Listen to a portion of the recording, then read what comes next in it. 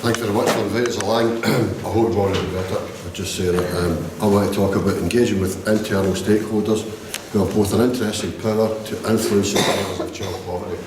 What I mean is getting your colleagues to understand what child poverty is about and use the resources that they have at their fingertips to influence the outcomes in a way that's going to make a bit of difference. So I'm going to chat about a practical method I think that we've used. I'm not saying that you should do it, but I'm saying how we went about it. And I don't want to fill you with horror, but it does entail talking about ICT, Pentana, progression. It's all there. Don't worry about it. Chatties through it. I should say also, but Eisenstein Shetlanders is pure murder when in the middle of the winter and the tail isn't working and you can just watch the electricity meter spinning around at 100 miles an hour. And the balls are going through the roof because it's that cold and windy. But, so, lived experience, I know what it's like. Well, I want to talk about the internal stakeholders. I don't want to take the huff when I don't talk about the people that are affected by poverty. I don't want to take the huff when I don't talk about the national support organisations. I'm talking about the colleagues who, in the front line, have got a responsibility for delivering services that will make that difference. So, it's not to say that he's not doing the work, it's to say that this is focused on that specific group.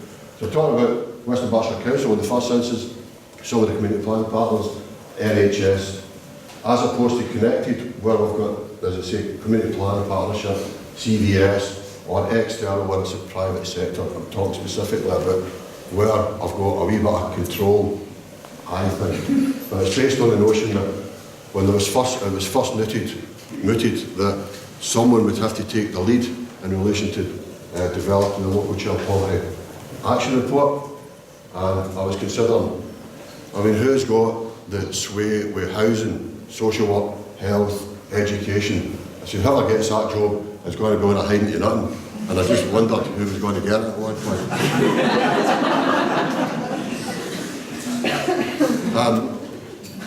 That was me. But I had to think about how am I going to get that mob to work with me. And I had to get into some sort of theoretical context so that I could at least engage with them and make them understand what it is that they're going to do. And I've put this here, you've all seen a stakeholder grid before, but I've just put it in a way that deals with child poverty, where the drivers of child poverty are what we're aiming at. And it's power on the left-hand side and it's interest on the right-hand side. Interest at a low level, with little power. Nobody in their right mind is going to say, I'm not interested in child poverty. But if you have no power, no interest, all you're going to say is, it's a wee shame, by the way. Nobody's going to deny that. Nobody's going to say that that's not going to be the case. But maybe there is when they start to get a wee bit of interest in it. Maybe less power, a wee bit of interest. That's pure anger. That's where you start to get in. This is out of order. And as you get to the point where you've got an active interest because you're at your work and you're going to do something about it, but you've not got quite the power, you start to think about, somebody's going to do something about it. Maybe it's me. Maybe I should think about doing it. Maybe I should be thinking about bending resources that I've got to bring to bear some influence that will make a positive impact. On the other side, if you've got the power, access there, this annoys me. This is the one that really annoys me. This is where the people that actually have got some power to make a contribution towards making some difference, simply just think about what are the drivers of poverty. I've got a few quid here, what can I do to bend their resources, or I've got some staff that can make a contribution to that. But when you approach them and you're saying, can we think about this, they tell you they're already doing it. And to me that just means to me that, well, have a look at the poverty stats. If you're already doing it, there's something not working right. Actually, I'm not blaming them for that. I'm just saying that something else needs to be done.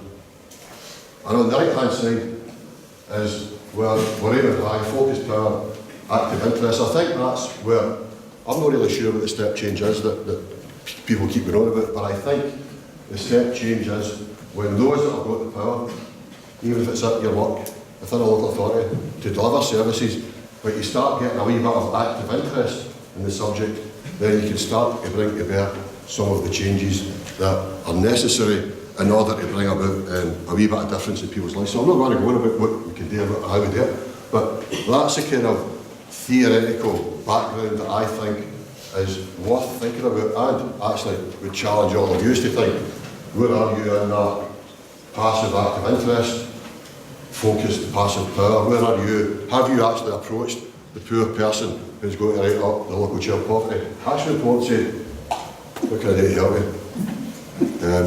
You probably have, but maybe you've not. I just wanted to be a quick indication of why it was me, but I also wanted just a quick indication of why I don't think I'm in the high power, high interest states yet, because we manage, working for you, are responsible for welfare rights, employability and community learning. So they're all key elements of addressing the barriers that prevent people from getting access to opportunity, maximising their income, reduce the cost of the day and getting into work. So we maximise income, value of benefit maximise 10 million quid. Number of people into work last year 500 through their employability services. That's a member of a small local authority. That should be scaled up significantly in places like Glasgow. No one left behind. We're using that as a strap line to consider things like managing debt, £4 million worth of debt managed, and number of people securing a qualification, 900. And in terms of inclusive growth, it gets banded about. I wasn't sure, I'm not entirely clear what it means, but what I think it means is that those that are most distant, that are most needy, that don't have access to opportunities, can get access to the opportunities that are emerging as a result of the developments that's going on in your local area. So, number of apprentices, 80, value of community benefits, 2, question marks, I've not cracked that one yet, I don't know how to work, an indicator for that yet. But, I made the point earlier on about actually 10 million quid's worth of value benefit maximised. I don't know, focused. I don't know if that's focused on the target group. I can get some of that information because we have to ask people about their family circumstances in order to identify what benefits they get.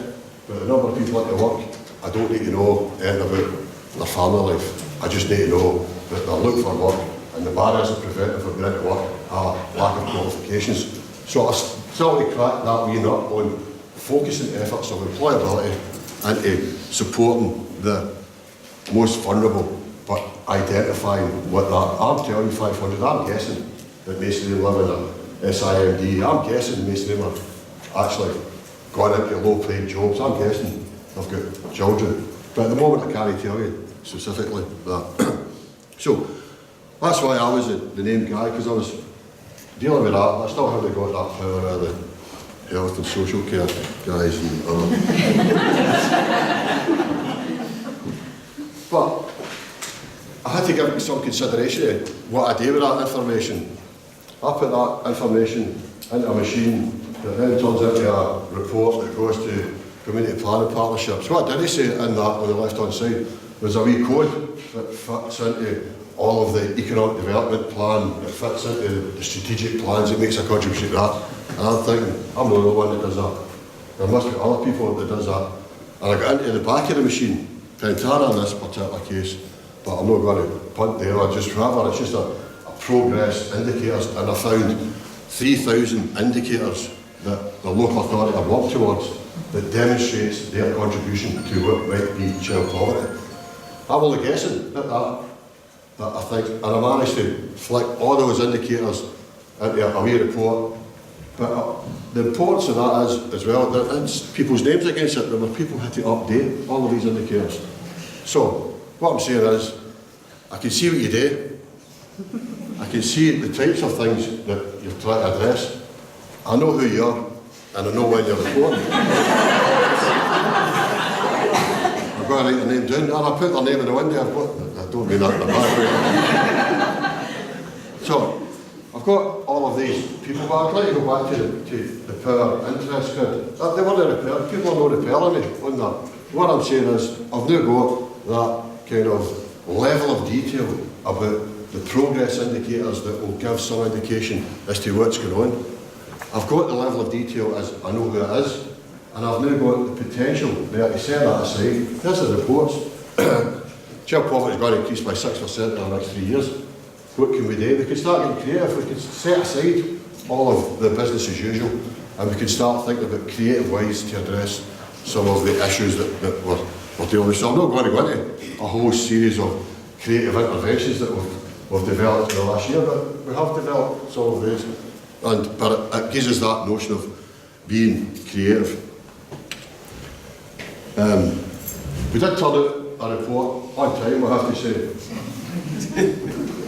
We called it Privileged Chances for All Children, Young People and Families, because that's what the local outcome improvement plan says that we should be doing. So we're trying to connect it, and that takes you back to the notion. We're trying to connect it to the community planning partnership infrastructure in order to bring in all our partners who are going to report to that area and then have a chat to them about what we can do beyond that. As a result of that approach, I've got 58 actions. Each of the actions have got milestones, they're not on the report. But some people might say you have too many actions, you're not prioritising. Actually, that's actions that are combined or cut across maximising income, reducing costs, providing access to opportunities across housing, across social work, across health, across education, across the whole range of service providers that are committing to deliver services in the local community. Actually, when I go back into this machine, I can print off what the actions are and the milestones that each of those people, individuals responsible for, have done. And then I've got a mass of raw data that I could write a report immediately, tomorrow actually, on what's happened. I've got 37 progress indicators that are actual numbers, but the numbers are associated with, as I previously showed you there, numbers into work, numbers of the amount of debt managed, the amount of income maximised. Next year it's about the numbers of into work that come from the target group, and actually how did we engage with that target group, how did we support them, start to answer the questions about what are the interventions that make a difference to that particular group. So I've got to attribute it to individuals and a method for reporting accountability. Next year, I just need, as I say, review the actions, but as I say, it sets the foundation for exploring synergy. We'll start using all these fly-by-night words. Explore the synergy between internal stakeholders. Identify joint projects. We can maybe take a deep dive into some of them.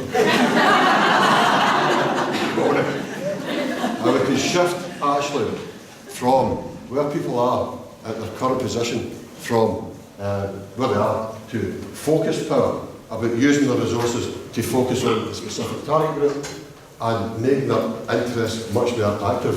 And I think that in itself becomes a bit of a step change. So it's easy. All you have to do is do it.